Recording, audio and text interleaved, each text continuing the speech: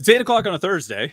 It's not a Wednesday, but it's a Thursday, and we're doing the live Panther-Lair Show. Had to move it to Thursday night, of course, because of the Pitt basketball game last night. Didn't think any of you guys would. I mean, I wasn't going to be available for it since I was at the game. It's not like I was going to. I mean, it would be kind of cool, I guess, to do a live show like right in the middle of the game. It would have been the second half. It would have been exciting, in the middle of the Wake Forest game. If I mean, probably 8:00.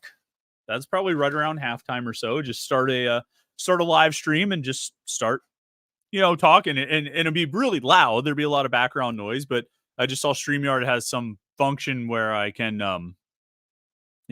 cut down on background noise or eliminate background noise. So we could see if it would work in the Peterson Event Center. I'm not really sure if it would or not, but that could be kind of interesting. I was sort of it would be fun because I'd be sitting there at the Peterson Event Center and there'd be other media people sort of wandering through an event.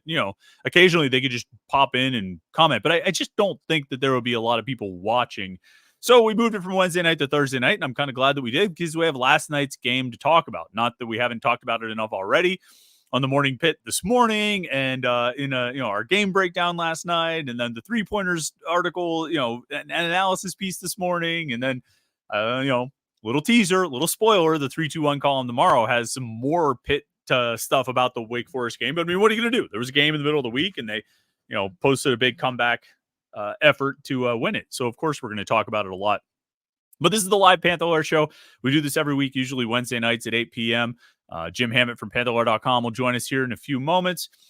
We usually do it Wednesday nights at 8 p.m. We moved it to Thursday night this week, but it's all right here at youtube.com/Panther-Lair.com. And if you're like, dude, what the hell? Why wouldn't you tell me that you were moving it to Thursday night? How am I supposed to know that? I mean, aside from the fact that I said it on every Morning Pit episode this week and probably some last week. If you want to make sure that you don't miss changes like that, because we can be erratic at times, subscribe to our YouTube channel. You subscribe to the YouTube channel, turn on notifications, and then you'll get an alert every time we go live. So like it's Thursday night at 8:00 or even, I don't know when you get the alert or the notification, but oh, Panther-Lair just went live. Oh, it's Thursday. Oh, okay. Or you don't get a notification on Wednesday night. Oh, they must have changed it because of the basketball game. That makes sense. So that's a good way to make sure you don't miss any of our stuff here at youtube.com/Panther-Lair.com. Subscribe to the YouTube channel and turn on the notifications. Then, of course, head over and check out the website, Panther-Lair.com, Panther-Lair.com, Pittsburgh.rivals.com, the most comprehensive source of Pitt sports news on the internet, football, basketball, and recruiting. It's all right there at Panther-Lair.com, Pittsburgh.rivals.com. It's a place to get all the Pitt sports news, like I say, and all the Pitt coverage, and you can hang out with other Pitt fans on the message boards all day, every day. People are talking on the message boards at Panther-Lair.com, Pittsburgh.rivals.com. I write a lot of stuff there on the website. We have a bunch of basketball guys who write stuff with us, and then, of course, our good friend Jim Hammett checks in from Johnstown all the time to write more for Panther-Lair.com, and he's here with us this evening. I better make sure my volume's up. Oh, I got the wrong screen up. There we go.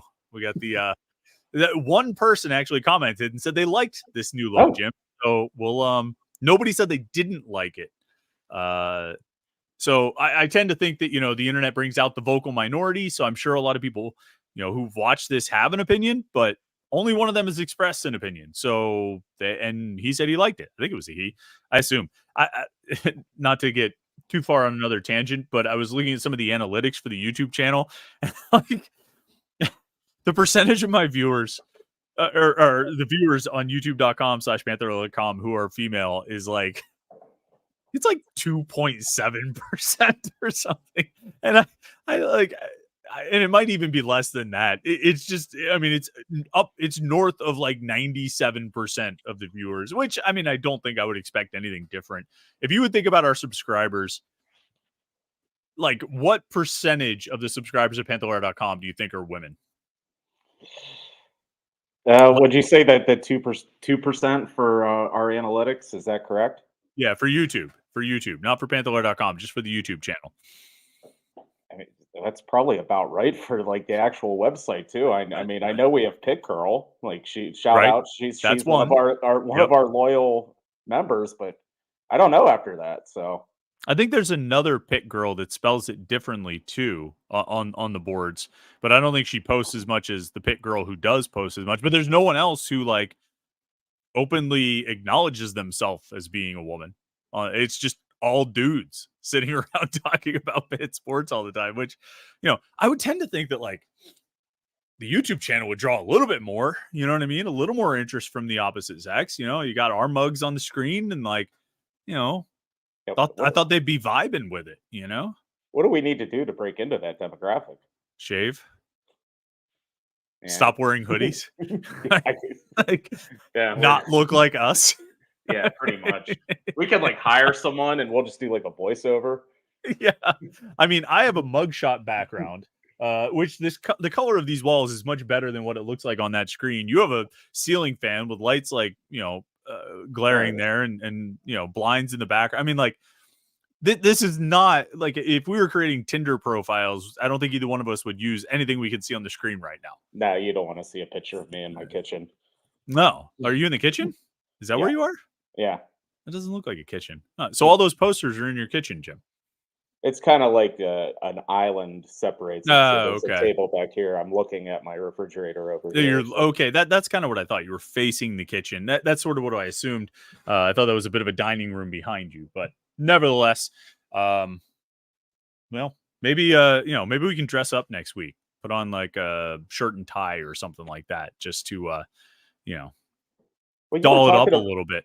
You were talking about doing like a live show like at the Pete. Like maybe we should do like a Manning cast or something like that.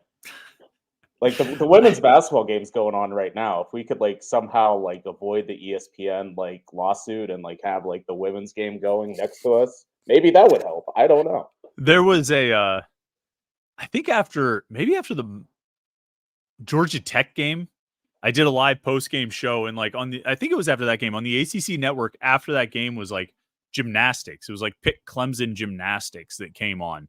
And I kept like, and I just still had the TV on across the way. And so I kept like glancing over at it. And every now and then I'd be like, oh, but I didn't want to like actually start commenting on it. I didn't know if anyone was still watching the gymnastics meet, but you run into weird stuff when you leave the ACC network on for too long. The ACC network, it shouldn't, you don't feed it after midnight. Don't get it wet. You know what I mean? Like you got to be careful with the ACC network.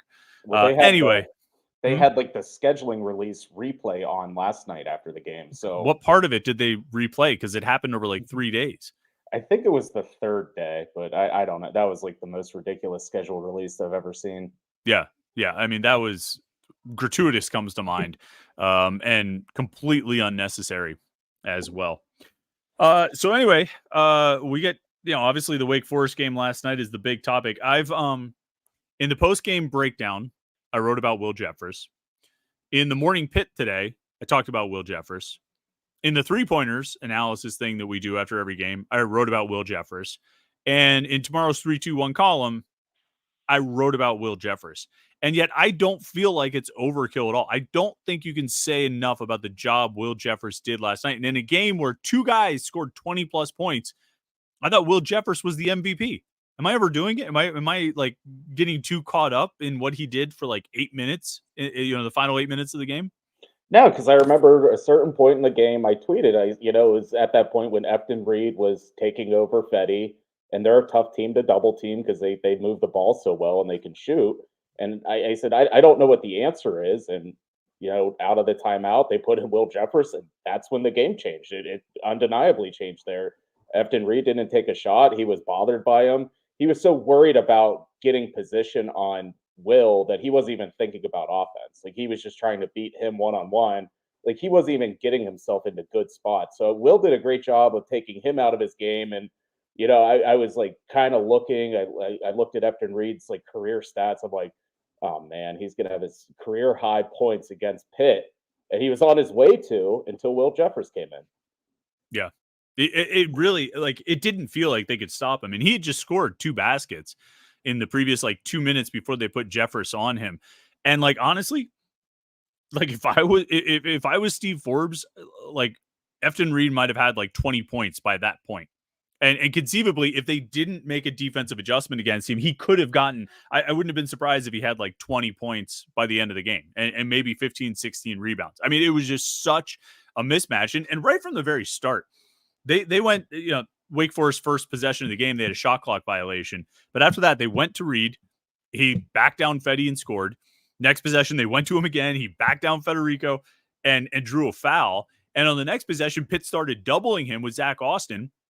And then Austin's guy, number 11, Andrew Carr or whoever, made like back-to-back baskets because they were doubling Efton Reed because they just couldn't stop him. I don't know why.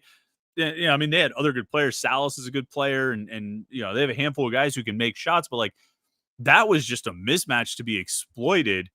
And there was no way they were ever stopping him until Will Jeffers defended him. And like, I don't know. I mean, I'm sure you've seen, or you probably noticed it yourself or saw me tweet it or whatever, but like his stat line in the final 8 minutes with Will Jeffers defending Efton Reed, Reed's stat line was 0 of 0 for 0 points. He didn't even attempt a shot with Will Jeffers defending him. I think he only he grabbed 3 rebounds, and they were all offensive rebounds on like one possession right around the 1 minute mark left to play in the game. And he had a turnover and 2 fouls.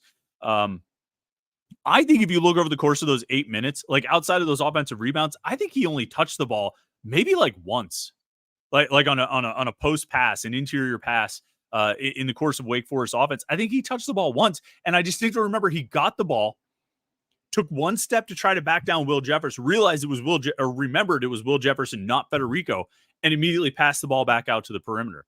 I mean, he was neutralized, and I never saw that coming. It was remarkable. Did you see what Reed said after the game? Did you happen to watch that post game with Steve Forbes and Efton Reed? He said something like, yeah, he was strong, but he didn't bother me that much, or yeah, something. Yeah. I handled it accordingly. Handled what? Dude, you didn't even shoot. You didn't even attempt a shot. Never mind, you didn't score. You didn't even attempt a shot. That's how much Will and it was like right from the start, like as soon as he came in, or as soon as, because he had been on the court, and then Jeff Capel made a sub. He subbed in Blake Hinson for Federico.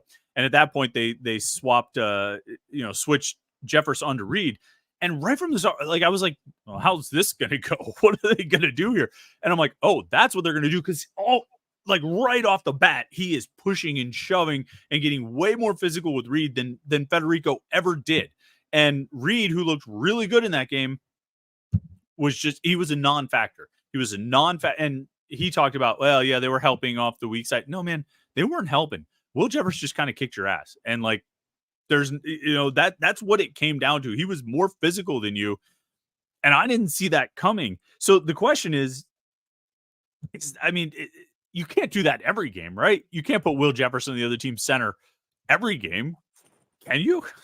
I mean, I don't think, but I think that's a good thing to have in your back pocket. Like if something's going wrong and you need a mismatch, or like, because every game's different. And that's kind of been the story with this team over the past 4 games. It's like, yeah, Guillermo didn't have it last night. Federico wasn't having a great game, but Will stepped up. But then there was other games where Will didn't do anything and Guillermo played great. So I think it's great that they're getting a lot of like the 7, 8 guys in the rotation are all contributing in some way. Like they've all had a moment in these past 2 weeks. And I think that's a good thing heading into February. So I don't think you could do the Will Jeffers thing long term, but I think it's a good thing to, have in your back pocket. And if you need to play small, and I think Pitt's going to have to a lot because Ish Leggett's one of their best players and he's going to be on the floor a lot. So you're going to have that 3-guard look. So you might as well just commit to the small ball thing at times. And I mean, it worked last night. I don't know if it's always going to work, but every game there's different matchups and, the way the game goes. And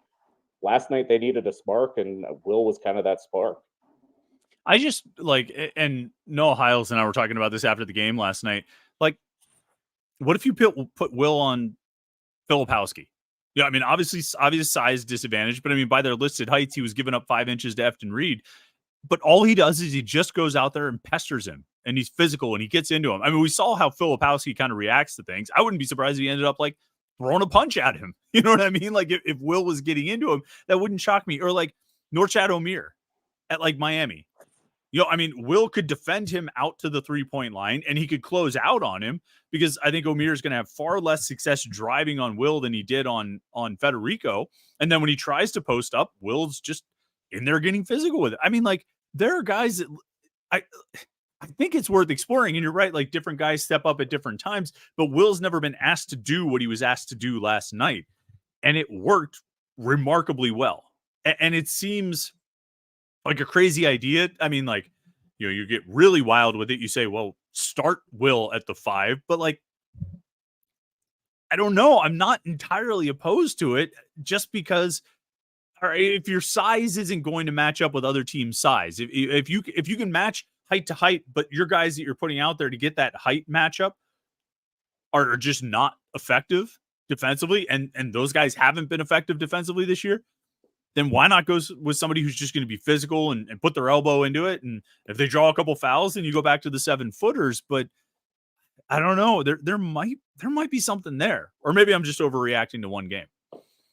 I mean, with the Pitt's big men, you can tell right away if Federico's not going to have a good game. Like his body language, his first couple plays, you can kind of tell if he's not into it. But when he's engaged, and he was in that Duke game, he played Filipowski pretty well. So there's just going to be different matchups and different things that call for it. I mean, I think why it worked so well last night is Wake Forest does a lot of 4-out stuff. Like Andrew Carr's big, but he doesn't really play inside. He's more or less like a Jorge.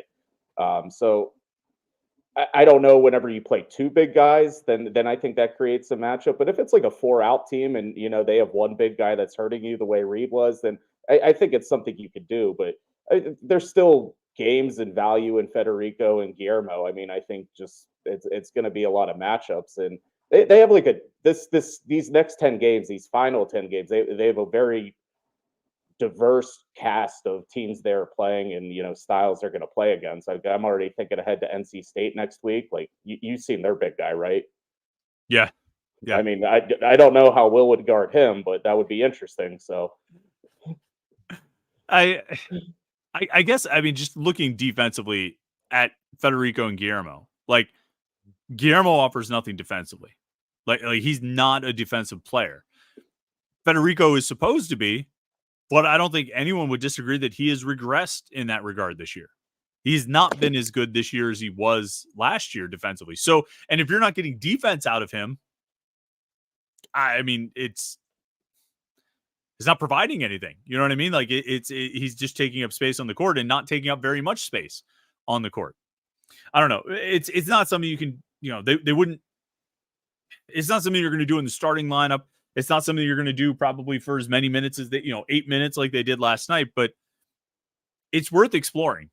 You know what I mean? It's worth exploring, particularly if you have a game where there's a significant mismatch at that position, like there was in the way Reed was pushing Federico around.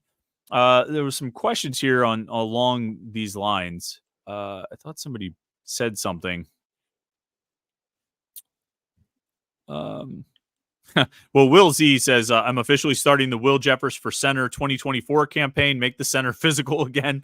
I mean, like, I don't know, Will, are you talking about next year or like, Saturday against Notre Dame? Because I'm almost on board with doing it this year. So I don't know. It might be, I don't know. I'm probably overreacting to it, but it was just fun to watch. Scott Mitchell says, hey, Chris, not too long ago, I recall you saying that finding minutes for a big transfer will be hard, but Fetty looks more than replaceable and the Twins aren't blowing anybody away. Thoughts? So, Jim, I think what Scott is referring to is when people have talked about bringing in a transfer center next year. And I think there would be minutes for a transfer center to play. You think, probably, I assume, that there would be minutes for a transfer center to play. The Pitt coaches probably believe there would be minutes for a transfer center to play. The problem is that transfer center needs to believe that there will be minutes. And if Federico is coming back, and if Guillermo is coming back, it's not, and Papa Conte is coming back, who we probably shouldn't leave out of this conversation. I mean, at least if we're talking about next season, a transfer center is going to look at it and be like, where are my minutes coming from? I think they're only going to be able to get a transfer center if Federico leaves or Guillermo leaves, and maybe both. Or else I think they're going to have just as little success getting a transfer center as they had getting a transfer point guard this past offseason. You agree? I do agree with that, and I do think Papa Conte is going to play a lot next year, and I think he would be getting minutes this year, given how the things played out. So it's going to be tough to sell anyone on that, and they only have like one or two spots to play with roster wise, and I mean I definitely think they could use some help. They definitely need another shooter. I said this last year before this season, is like they just need like a forward that can push someone around. Maybe not like a starting center, but like for a situation like someone like Will, only that a guy that's used to doing that like all the time. I mean, I was gonna say I could think of a forward who's good at pushing people around, and he's 6'7", and he played the final 8-13 last night, and had a big dunk on a pretty sweet inbounds. I mean, like, that's Will. Will can do it. DeJuan Blair wasn't much bigger than 6'7". What's the objection to putting Will Jeffers at center? What's your objection to putting Will Jeffers at center? He's athletic enough to handle the guys who can move. He can go he can defend out to the perimeter and recover better than Federico, and he can get physical down low. He'll give something up in rebounding. But what's the big objection? I don't know. I think I texted you guys. There's a time last night where Jalen Lowe beat someone off the dribble, and normally Federico would be following him behind, and he would lay it. He would do a lob for a dunk, and Jalen got to that point in the middle of the lane. And when he was about to lob it, then he saw it was Will and not Fetty. Then he just kind of did this like weird runner that went like high off the backboard. So I think they would have to get used to playing with one another, because whenever you're used to a 6'11" guy rolling to a basket and it's not the 6'11" guy, you're like, oh, wait, I better shoot it then real quick. So he definitely did that. Okay, but question, was that failure of a lob play any less effective than every lob play they try to run with Federico? Because those don't work very often either. He's at a point, and he's been at this point for a while, where you put the ball in his hands, it's a wild card of how long that ball is going to stay there, not because he's always just going up for a quick shot. I mean, I'm not like advocating for like Federico and saying he's having a great year. I've said quite a bit. He's definitely taken a step back. I'm still just not on board with starting center Will Jeffers just yet. Maybe if he has a big game against Notre Dame, then I'll start to change my tune.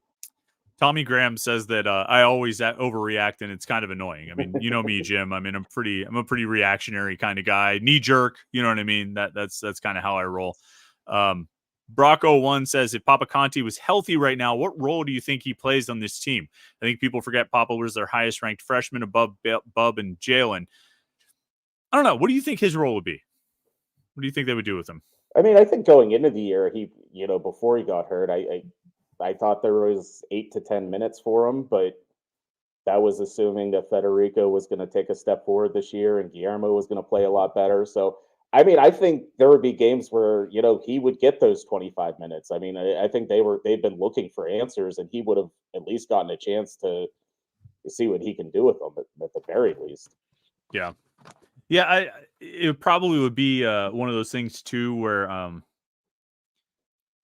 like game by game, like, oh, this is just a game where Papa Conte is the man, and it's flowing through him, or it's working for what they need, and he's providing it. I guess that would give you another nice option. Do you remember? I mean, what was the book on? I mean, as far as him offensively, I mean, he's more of a defensive rebounding guy, right? He probably wasn't going to provide a lot offensively, right? No, I mean, I think in a perfect world, he was going to be a better version of Federico, catching lobs, rolling to the hoop, rim running, that kind of like hustle plays. I mean, I think that's where his offense was going to come, because he was just a big 6'11", 18-year-old athlete coming to Pitt. I mean, maybe over time he develops the post game, but I think that's his strength, and he was going to be a shot blocker rebounder at first. Yeah. Well, maybe he could have helped in that regard. Who knows? Maybe he'd be more physical than Federico, which is the biggest thing that's missing there. Hog Muncher says, whatever happens this season, I'm going to miss Blake Hinson. We're nowhere near as good as we were in the Peak Dixon era, or Peak Dixon years, but damn, Pitt basketball is at least fun again. I mean, Blake Hinson, for whatever you want to say about him, is fun to watch. I don't think there's any question. He makes it exciting. We've all heard and used that line of, Blake Hinson's shot selection will keep both teams in the game for a long time. I thought it was remarkable last night, though, Jim. And I tweeted this, like, I felt like Hinson and even Carrington and Leggett they scored at a high level. Hinson had 17, Carrington had 24, and Leggett had 22. But I felt like they were sort of like, not quiet, but because they were so efficient, especially in the second half, I don't know, it sort of slid under the radar. They weren't just firing up a billion shots. I mean, they did shoot a lot. I think one of them shot 16 shots, one shot 15. But it just felt more efficient, or was more efficient. And so it felt sort of quiet. Like, I felt like Blake Hinson sort of snuck up on 17 points. Did you feel that? Or were you like, no, Blake's on fire, he's lighting it up from everywhere? He definitely wasn't lighting it up. I mean, he had like two really cool threes. I think that first half one where he like spun around, and Yeah. then he had the one in the second half, like the end of the shot clock kind of step back. I mean, he had some big shots, but yeah, I agree with you. And I think it didn't seem as loud because there was three of them. I think for the Yeah. longest time they were missing Leggett. And I kind of did like a little dive into that. And I think he had 5 games where he didn't score double figures. He missed the game with an injury, and since then he's scored in double figures 4 straight games. So maybe he was a little bit more hurt and he was playing through it, and we didn't really realize that. But something's clicked for him lately. So I think just having the balance of all three of them going, how it was it's kind of looks like the team like that played in November that when all three of them were scoring. So I think maybe that kind of played into how it kind of all felt like they had some quiet points in there. And then, I mean, all three were scoring, and Jalen Lowe, who's become a real force since then, didn't really do much last night. He had, well, like 4 points or something like that. So that's got to be encouraging that the guy who's been arguably your best player over the past 4, 5, 7, 8 games, I think you could probably make a case for that. Consistently, like game to game, been your best player. He had an off night by the standard he had set, and you still end up, you get that production from the other guys. Second half stats. Carrington, Leggett, and Hinson combined for 43 points. They shot 67% from the field, 14 of 21. They were 4 of 8 from 3, and they made like 11 of 14 free throws. But like Carrington was 4 of 8 in the second half. Leggett was 6 of 8 in the second half. Hinson was 4 of 5 in the second half. I mean, they were just really efficient and just really making their shots. And that's not something you would always say about this team. There's a lot of games where they're just volume. You know what I mean? They're just shooting on volume and just trying to throw as many buckets, which is actually what I coach my fourth graders to do. I've told them all, you guys all have the green light. Just shoot as much as you can everywhere. If you look up and you see the basket, throw the ball at it. Like, just go. Shoot, shoot, shoot, shoot, shoot. And it kind of actually works for us. We're actually doing pretty well. But Pitt, I think, sometimes has a similar sort of feel. But last night, they were getting the shots to go down. They weren't really relying on volume, and maybe part of that is because they were getting the shots to go down. But especially in the second half, those three guys were just rolling. Do you feel like Bub Carrington, I don't want to say is rounding into form? I mean, he's been up and down. Is last night, was that just one of his up nights, or do you feel like he can go on a run here? Yeah, I mean, he's led the team in scoring in 2 of the past 3 games, but the game he didn't, the Miami game, he had 4 points, and that's probably a good reason why they lost, or the main reason. So, like, he can't have those, those valleys where they get so low. I mean, he needs to at least have 10 points. He just can't have those games where he's 2 of 13. I mean, that's been his biggest thing lately since ACC play started. So, again, like that's the team. Like they look like the team from November last night, and that's great. And it was fun to watch, and it was a great second half. But they need to continue to do that. And I think we're going to get into this a little bit here. Is like February is a big month for this team, and you know the first 4 years of Jeff Capel's tenure, that's the month that killed them. And Yep. last year, that was the month that made them. So Yeah. I mean, that's going to be the story with this team this year. There's 7 games here, and I mean, this is the do or die. It's the madness before the madness. Short term, Wolf HD asks, how would you feel if Pitt entered the Louisville game at 15-9? So they've got Notre Dame at home on Saturday. They go to NC State next Wednesday, and then they go to Virginia the following Tuesday. So they have an off week there next weekend. So Notre Dame at home, NC State on the road, Virginia on the road. 15-9 would mean going 2-1 in that stretch. I mean, that seems good to me. Ideally, you'd get a win at home, but certainly winning those 2 games on the road would be huge. 2-1 would be pretty good because you get it. You're getting at least 1 road win. I don't know where that puts them long term for the postseason. I kind of feel like they have to really achieve at a high level to get there. But I don't know. What would be the ideal outcome if they went 2-1 over these next 3? I mean, I think that would be good because at least, assuming one of those 2 wins is Notre Dame, I mean, they're at least getting 1 quad 1 win out of that because NC State and Virginia on the road would be quad 1 wins. So, Right. again, I don't know where that puts them in the net. I mean, the ACC's kind of getting the same treatment as last year where they're not getting too much respect. So, I don't know. I mean, they just need to stack wins. I think that's the most important thing in these next couple weeks. So, I mean, Notre Dame's really important. They can't really let that one slide. I mean, that is not a good basketball team. They haven't won I think they've lost 5 in a row. So, like, Yeah. Pitt really needs to handle business there. And if they can split with NC State and Virginia, I mean, I would take that as a win for Pitt. So NC State is actually wait, I just had it. I think they're 78 in the net. So that would actually be a quad 2. It's just outside. 1 to 75 on the road is a quad 1. Because I just looked, because a few days ago they were 77. They had just slid out. And just now when I looked on the NCAA website, they were no, I don't want to bookmark this page. Just Control F NC State. Yeah, they're number 78. So that would be a quad 2 game. But either way, I mean, like, Pitt needs as many quad 1 and quad 2 wins as they can get. Obviously, Virginia would be the preferable one to get that win there. But, they're at a point where, like, they are in a bit of a crunch here. And you can't, so you can't lose to Notre Dame at home. You can't lose to Louisville at home.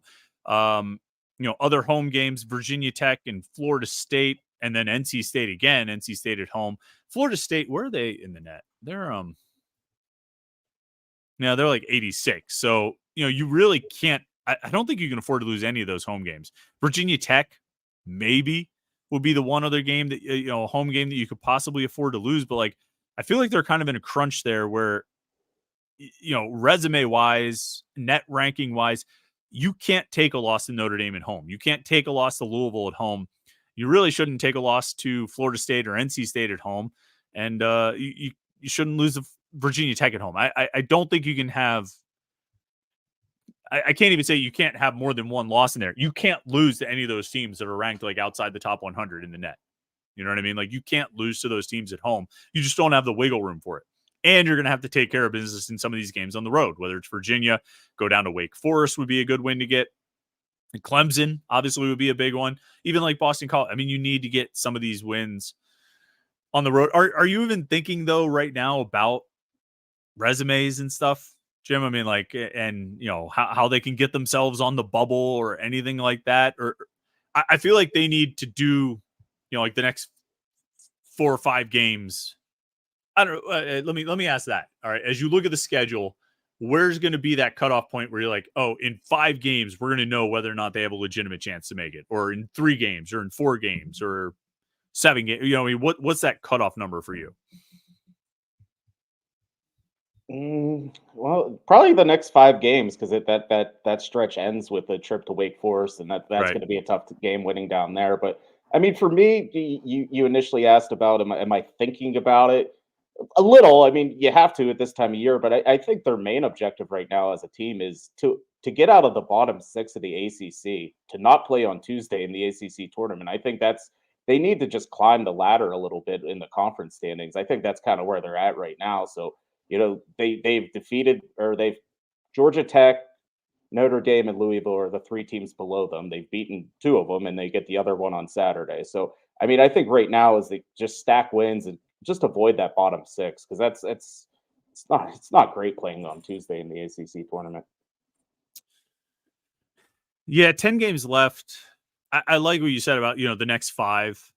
That might be the stretch, because I mean that's anywhere a chance from next 5 games could get you to 18 wins if you can actually take care of business, or it could have you at 13-13, which you are definitely out of it. Like somewhere in the middle keeps it interesting. Although it feels like they're right on the cusp, right? I mean, they haven't completely played themselves out of it, but they certainly haven't played themselves into it. It's just tough to, I don't know. All right, let's scroll in here, see some of the other questions and comments that people have. Tommy Grahams thinks Pitt might win all 3 of these remaining games, or these next 3 games. The Notre Dame at home, and then NC State and Virginia on the road. Virginia, I think, has been really good at home. I know at one point they had a real bipolar thing going with home and road, but their best place was at home. So that's going to be the most challenging out of that game, out of those 3 games. They're so hard to figure out, right? Because if they play like they did in the second half last night, or in the second half against Miami, really even the second half against Georgia Tech, first half against Duke. I mean, they've had plenty of like 20-minute stretches where you're like, damn, they can play with anybody. If they go to NC State or they go to Virginia and play like they did in the second half last night, yes, they can win, and they probably will. Can they do it for 40 minutes? Have we seen them do it for 40 minutes in a conference game? Maybe the Duke game, the Louisville game, I guess. But like, I don't know. I guess because I'm fresh off of watching their best half of basketball in an ACC game last night. It's like, well, can they do that for a full game? And I don't think we've really seen it. Again, maybe outside of the Duke game or the Louisville game. So I don't know. I mean, this is an impossible question, but can they string it together? Can they do that and be that team consistently half to half and game to game? I mean, they're capable of it because the Duke game did show they can do that. I mean, that is 100% proof to go on the road and beat a top 10 team in that environment. You have to be pretty good in some regard. But this has just been an incredibly difficult team to figure out all year. And I think the standings and the staff picks shows that. I mean, I think all of us have been going up and down because you can't really figure them out because you never would have expected them to beat Duke the way they played Syracuse a couple days before. Then they were flying high going into Miami, and they came out and didn't really play a great first half. So you just don't know what you're going to get from them game to game. And I mean, I guess part of it is just kind of their team makeup. I mean, they're a jump shooting team that kind of comes in waves. So I kind of think that's part of who they are. I wonder if the last two games, particularly last night, showed them something about defense and what they need to do defensively and how hard they need to play defensively to be competitive. The whole idea of defense travels and, shooting may or may not be there, but you can always defend. I wonder if they took some lessons out of these last couple of games about what they need to do defensively. That could make an impact. You know what I mean? That if you're going to have that night where the shots aren't falling, you still can defend like crazy. And I think they defended really well. I think Bub Carrington's playing really well on defense. Of course, starting center Will Jeffers played really well on defense. We know that. But I just thought overall, I thought they really laid into Wake Forest for the better part of the second half, which enabled them obviously to come back. And I think they did it to Miami to a certain extent as well. And they were down 19. They chip it away to getting down by 2. This team probably has some areas that they can grow defensively. They probably are what they are offensively, right? I think just because we've seen the hot and the cold of it, I don't know if they're really going to surprise us much more offensively, but I think they can take some steps defensively, which might have as much impact as anything. Yeah, I mean, I think one of the biggest at halftime when they weren't playing well, I said, well, at least they're forcing turnovers. And that carried over into the second half. I think they forced 15 turnovers for the game. So I thought they were getting their hands on a lot of passes. And, Ish Leggett just seems to be everywhere right now. He's getting a lot of steals and just kind of forcing the issue on that side of the ball. So I do think that, the defensive pressure is definitely something that's working for them. And I don't know. I guess they're going to miss the shot blocking presence with Will out there, but maybe he can start blocking shots too. I mean, are you going to are you going to count him out for anything? Are you going to doubt Will Jeffers? Starting center Will Jeffers? I'm not expecting any double doubles anytime soon. No, well, definitely not. That would be silly. Wait, there was a question here I wanted to.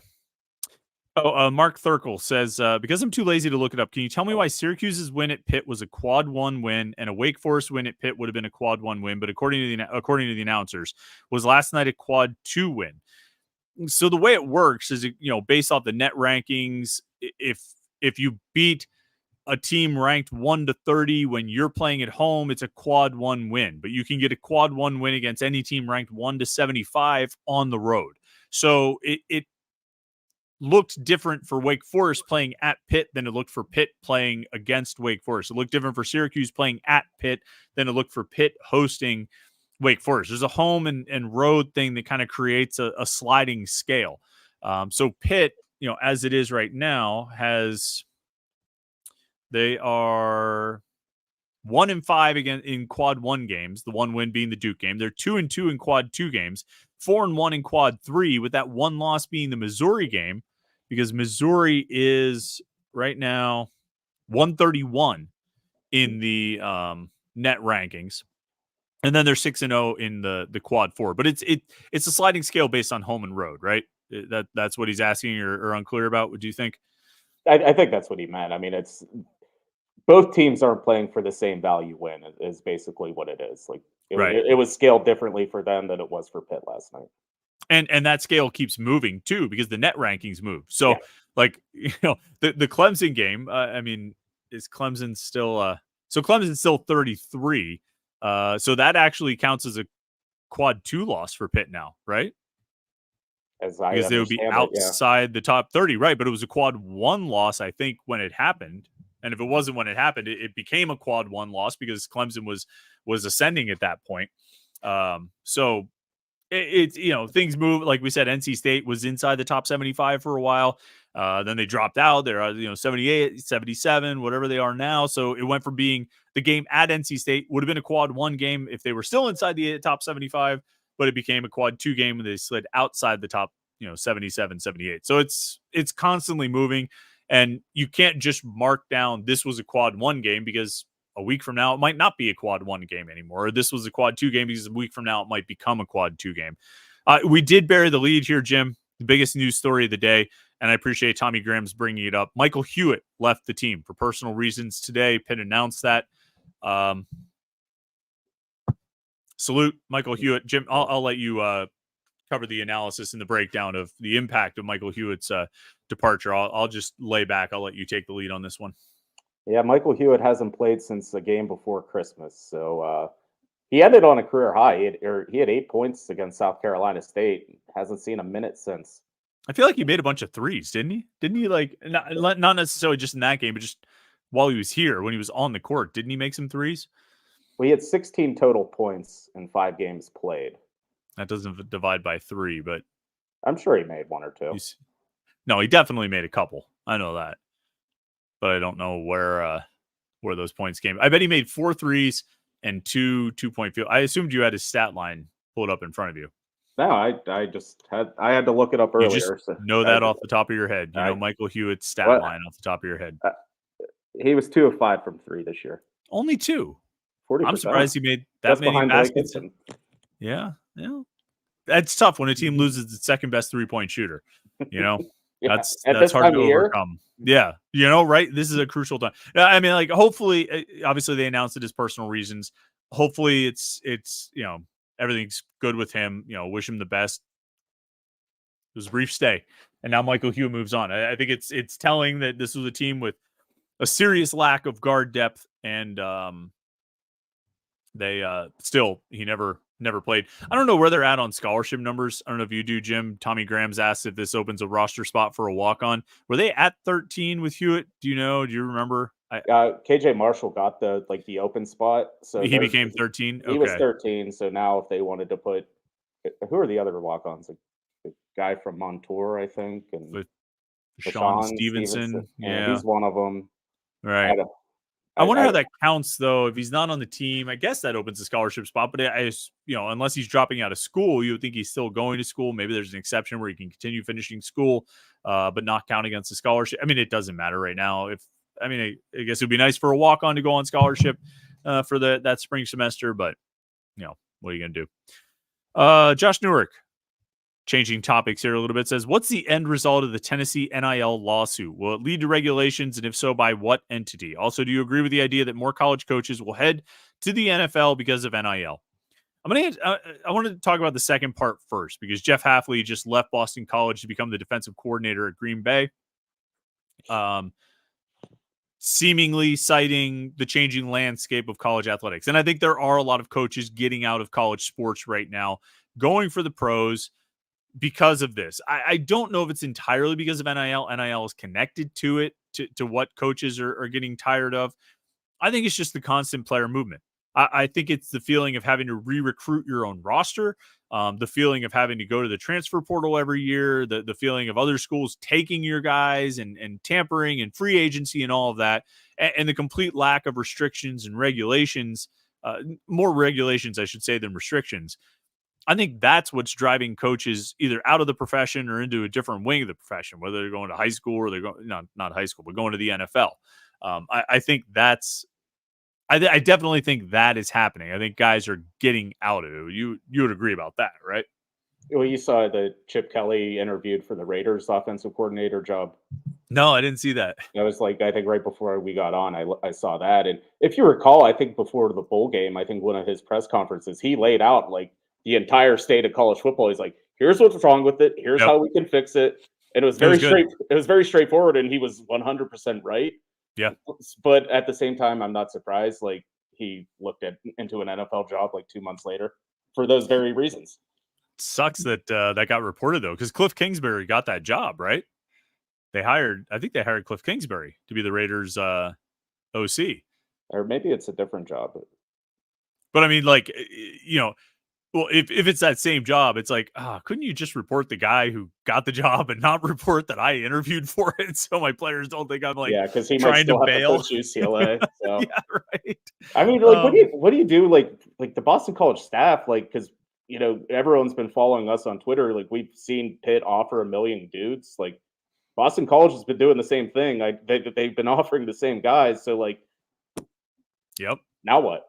Those guys might have been on the road when they heard the news of like, oh, the head coach is leaving. And like they opened this 30-day portal window for Boston College players. But like, I think we talked about this last week. Like, school's in session. It's February 1st.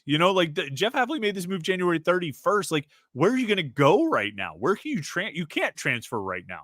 So you're going to be stuck going into spring ball, hopefully with at least the same assistant you've been working with. And like, who takes that job? Who takes the Boston College job in the first week of February or second if it drags out? You got to inherit a staff. You can't, you can fire those guys and bring in your own guys, but like you kind of need a little bit of stability and continuity heading because spring camp is like 6 weeks away. That's a fast turnaround time. Boston College is not an easy job to begin with. And I think their pool of candidates is even worse now than it would be if they had sort of a normal coaching search timeline in December, early December or late November or something like that. This does not, put Boston College on a good trajectory, No, not at all. And we talked about this last week with Michigan and Harbaugh leaving, and we were saying, that's an inopportune time, but because like the way college football works, like they're into it. Like it's already the 2024 season. Like after you sign the guys and get through the holidays, like the season starts for these guys. Their calendar's working. So it's really weird to leave this time of year. And it's like, I get it for Hafley, I guess, go do whatever you do. But like for those kids like on the team, like that stinks. Yeah. Yeah, that's pretty bad. But anyway, Josh's first question, though, what is the end result of the Tennessee NIL lawsuit? Will lead to regulations, and if so, by what entity? Probably that last part of the question is the best part. Because the reality is, like, I think the NCAA's reach and impact is just going to keep decreasing to the point where by the time they would actually wrap up any kind of investigation in 12 months or 18 months, I'm not sure if they'll even have the teeth to do anything about it. I think ultimately the governing body 36 months from now is some sort of organization created by the SEC and Big Ten. Not necessarily as just like a figurehead. I think it would have real power, but it would be created by those conferences with a whole new set of rules and regulations that are far more, catered to what the sport is right now or what college athletics are right now. And so the NCAA could even hand down a penalty to Tennessee, but it won't even matter in a year or two when there's a whole new body governing all of this stuff. So the end result of the Tennessee NIL lawsuit, it's a joke right now. This is such a joke when the Tennessee, was it the athletic director or the president, came out and just was like firing shots at the NCAA, like just firing away. Nobody has respect for that organization anymore. Nobody has any kind of, there's no intimidation. There's no fear because there's no teeth. And so it's going to go away or be reformed in the SEC and Big Ten's image. And anybody who's like getting investigated right now, it won't matter because also when they create a new entity or organization, they're going to create new rules. And everybody who's breaking the current rules will then not be breaking the rules because the rules will let what they did right now be legal. That makes sense. Yeah. I have no idea where this lawsuit's going to go, but like, I don't know if it matters. I mean, it's everyone's kind of doing what they want anyway. So whatever ruling comes down, I don't think it's going to make a big difference in anything. I mean, I think this is just kind of what it is for the time being. I had a question in the mailbag for tomorrow's morning pit. Somebody asked, do you think teams that are in sort of the middle tier of the Power Four conferences should focus NIL efforts on just one sport? Like if you have, whatever NIL resources you have, should you make a strategic decision, like just put it toward basketball? Because you only need to get one or two guys, and then you can you can really win. You know what I mean? One or two guys could put you over the top. As opposed to football, where maybe you need to get a little bit more. And I thought that was an interesting question. I didn't have a very concise answer to it. So I want to, what do you think? Let's take a school like Pitt, or if we want to take it off of the Pitt thing, like pick like Rutgers or Georgia Tech or someplace like that. Should they pick one sport and dedicate almost all of their NIL resources to that sport and try and build up one sport instead of spreading it around and maybe not really getting to that highest level at any one place? It's hard to say. I mean, I don't know if there's a correct answer in that. I mean, you brought up Rutgers, and don't they have the number 2 and 3 ranked prospects in basketball committed already? Like somewhere out of somewhere out of nowhere, Rutgers basketball is landing top 5 players. So that tells me something's going on with their NIL efforts. So I mean, it's not a smart. I mean, it is a smart way to go. Basketball is definitely I mean, I look at it from Pitt's perspective. There's a 5-star that's right in Pitt's backyard that's a junior right now. What does Pitt do with that NIL money? Do they go get the 5-star and beat out Kentucky for him, or they keep landing transfers with football and doing what they're doing? I don't know. I don't know the right answer. Or you just try to keep doing both. Yeah. Yeah. If you have that limited pool of resources, you do have to make decisions. You know what I mean? You do have to be strategic. And I think to some extent, you have to sort of follow the fan base. Like some of your bigger gifts may come earmarked for one sport or another. And you kind of have to go with that.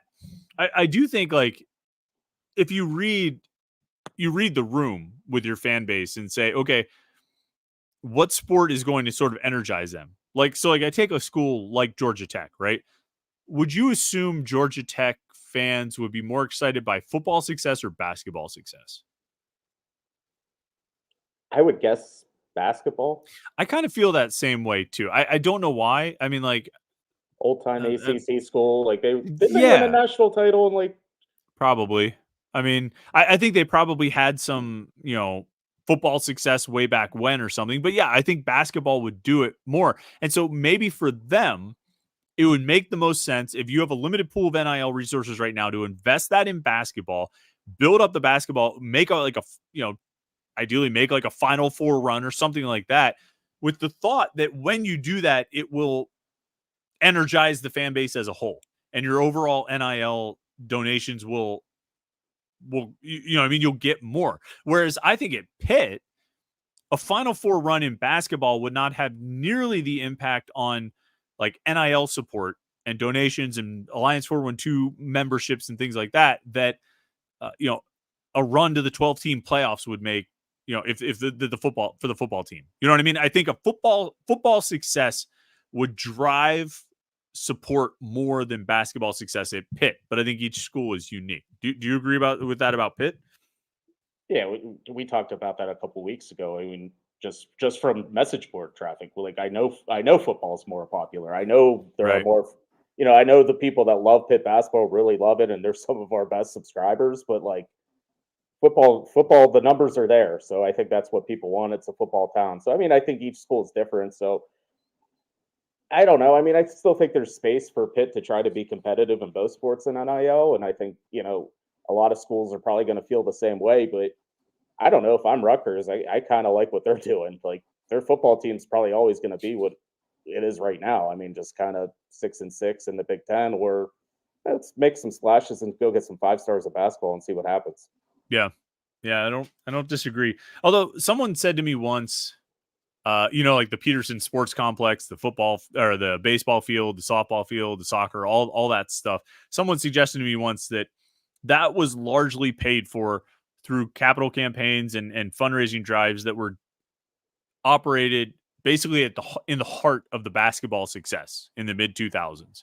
Like when basketball was really thriving, that drove those donations and that support more than anything else. Like that maybe even to the extent where that complex maybe doesn't get built without the basketball team having the success to sort of energize the fan base. So I think people can be motivated by hoops, but I think if you have to pick one or the other, the tough thing too, though, is like if you talk about football versus basketball, sure, you could get one or two guys that'll put you over the top in basketball, but everybody knows that in basketball you only need one or two guys. And so those one or two guys, those guys who are at that elite level of talent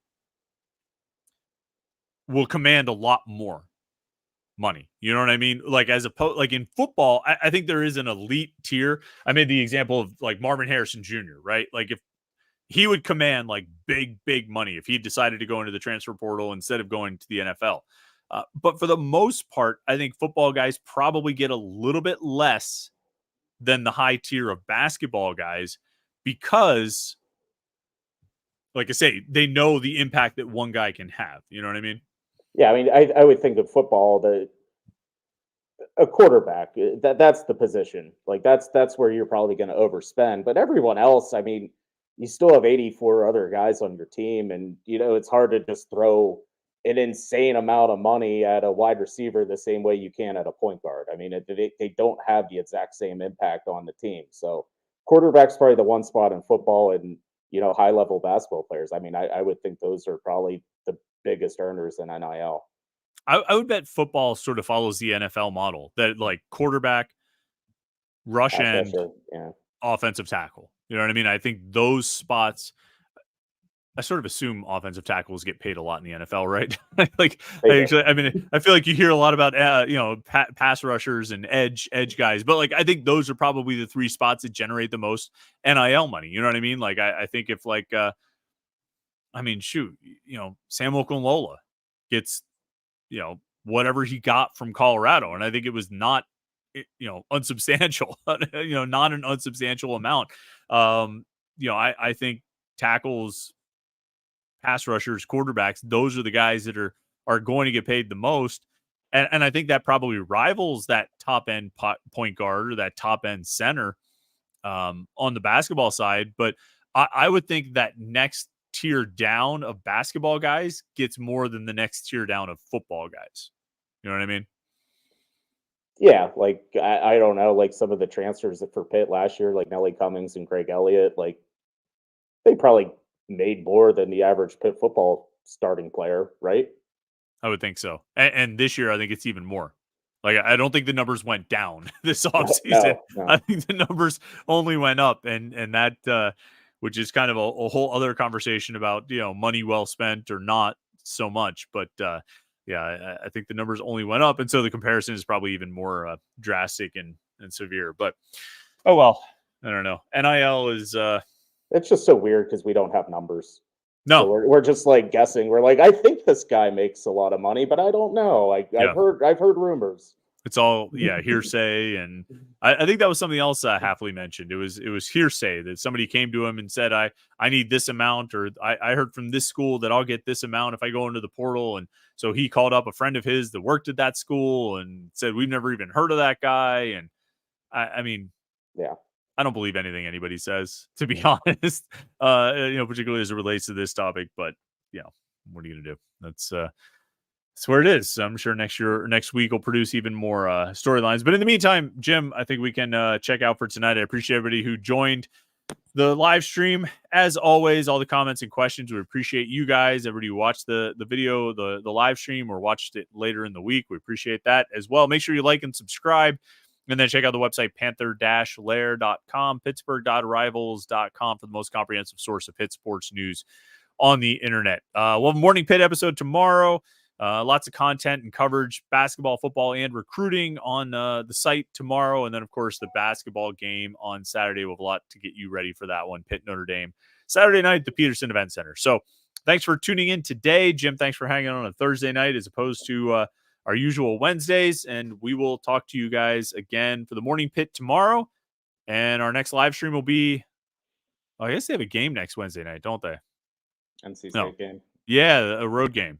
Well, maybe we'll do a post game show after that. We'll talk. We'll figure that out. But all right. Well, Jim, thanks a lot for your help, and we will talk to you guys